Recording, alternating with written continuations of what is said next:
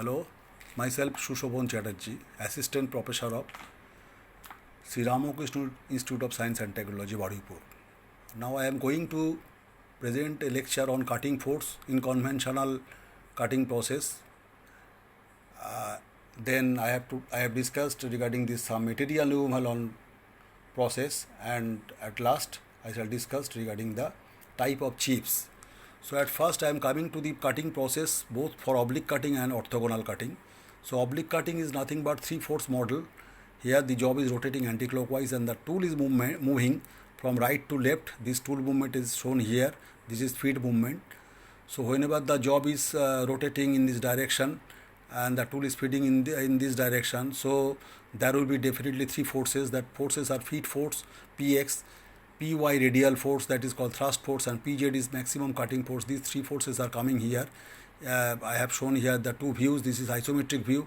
So here if I take a cube here, the three sides, one is Px side, another is Py side, another is Pz side. The three forces here shown, each are 90 degree, and then the diagonal of the cube is R, which is called resultant force.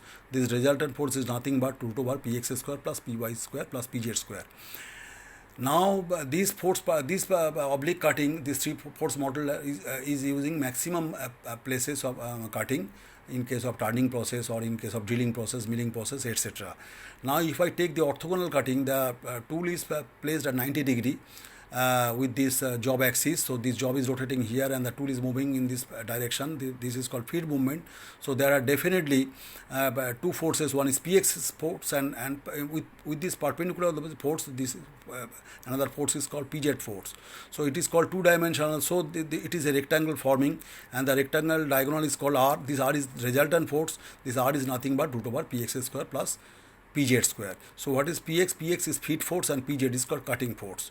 So here again I have shown this diagram of this force analysis. Here I have shown the shear force Fs, and Fs and Ns, these are producing this R dash resultant, and the friction force, this F, and perpendicular to the friction force N, it is also producing a resultant R. These R and these R dash are equal and opposite, so it is producing the equilibrium, and I have stated here this particular thing in before. Now I am coming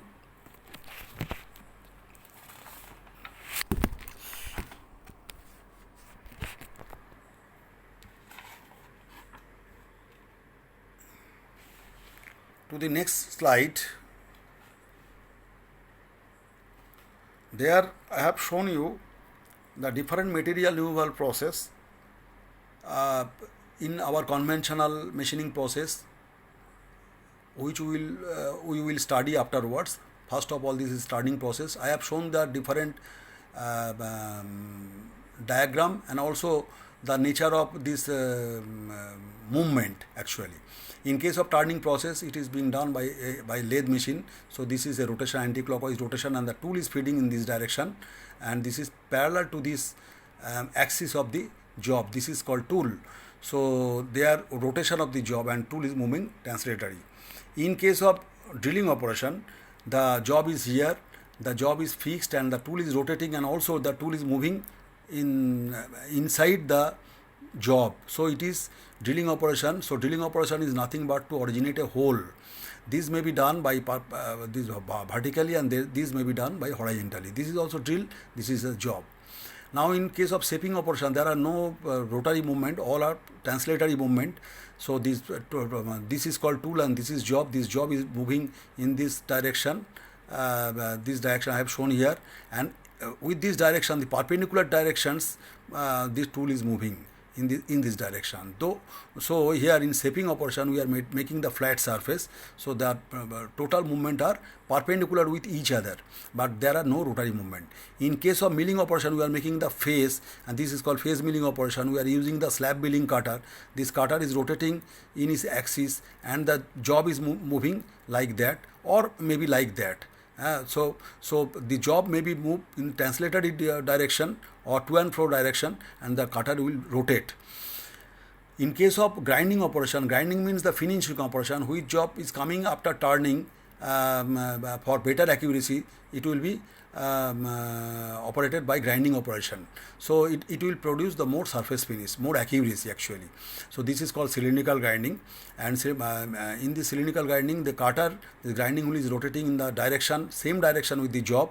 The job is rotating here, and the cutter is rotating on a fixed place, and it is getting motion from a motor, and the job is translatory moving from one place to another place. So these are the some material removal process. Now I am coming to the very important thing, that is called chip formation or type of chips. This is very important thing.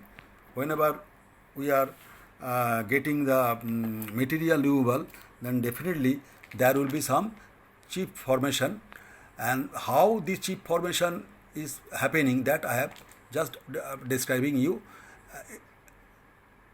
First of all, when the tool is contacting with this job, and after few times the tool is giving the compressed force, and whenever this tool is giving the compressed force on this job, the parent material, that is the job or workpiece, will first coming to elastic zone, and then it is coming to plastic zone. And whenever it is coming to plastic zone, then the shear shearing will be formed, and at the shear zone, which I have explained before, and at that time the yielding or fracture will come.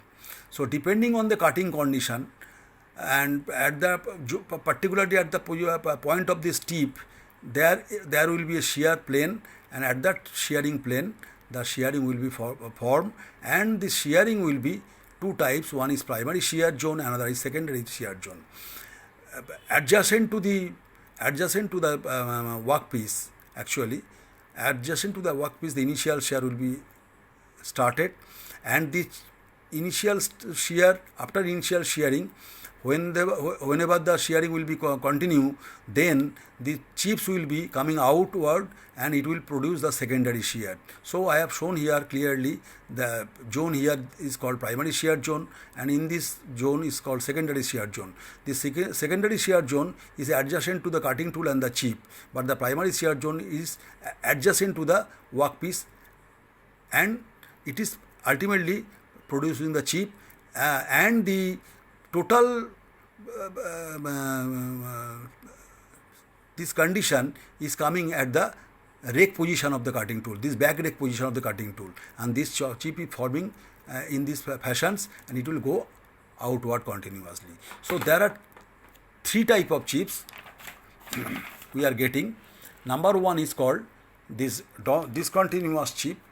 This is called discontinuous chip or segmental form chips.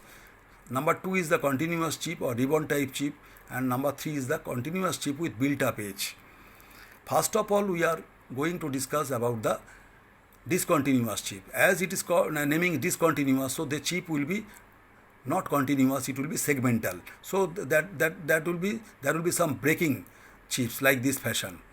So here we have shown here the shear type failure and the tear type failure. Definitely here, or whenever we are getting the chips, there will be shearing failure, so the chip formation will be like that.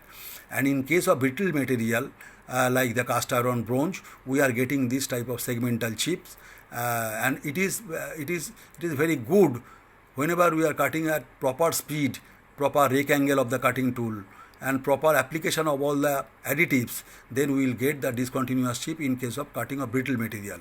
But we are also getting this discontinuous chip or segmental chip in case of cutting of ductile material when the speed is very low and surface finish occur bad. Tool life will start a short, small rake angle, large uncut thickness, then we shall get the discontinuous chip in case of ductile material. But whenever we are cutting this particularly ductile brittle material in case of cast iron bronze like that, then we will get the segmental chip. Now I am coming to this continuous chip. This continuous chip is nothing but the chip which will form continuously at the shearing zone. This is shearing zone, this chip will coming continuous, and the chips will be in the ribbon form. Okay, So at the point of this leap, the chip will start to continue at the rake phase, and this chip will be continuous in nature, and particularly for cutting of this ductile material, this chip will produce, and this chip will be produced whenever there is the longer tool life, good surface finish, and this fine feed, high cutting speed, larger rake angle, keen cutting edge, smaller tool face and efficient lubrication system, then this continuous chip will be formed, and we will always prefer this continuous type of chip in case of ductile material cutting. Ductile materials is like iron or any steel. These are all the ductile material. We are any this alloy steels, that also ductile material. That type of cutting we will get always the continuous chip.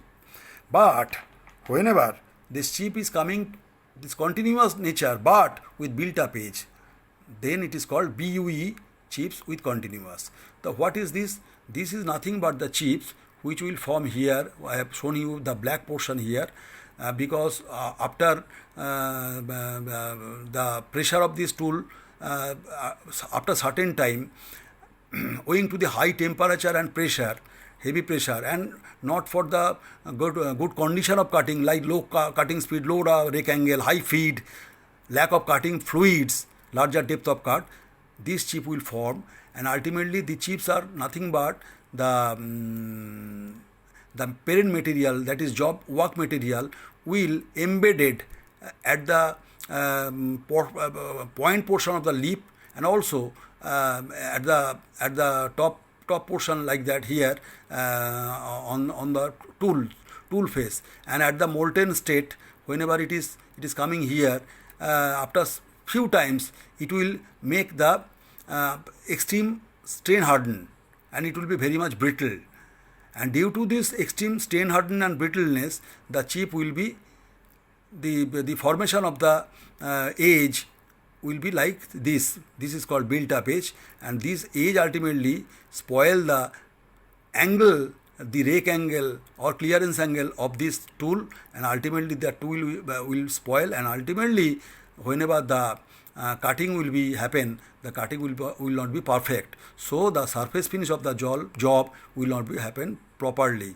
After certain time, it will spoil the cutting tool and also the work. So we do not prefer this continuous chip with built up edge. We will always prefer the continuous chip with at the time of cutting of ductile material, and whenever we will cut this cast iron in case of segmental chips. So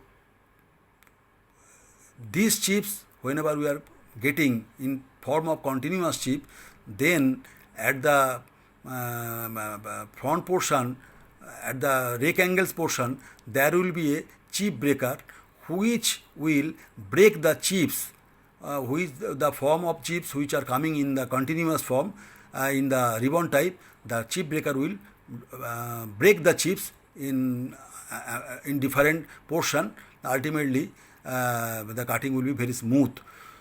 So this is total introduction chapter. If you have any question regarding this introduction chapters, you can ask me after this lecture class. Thank you to everybody.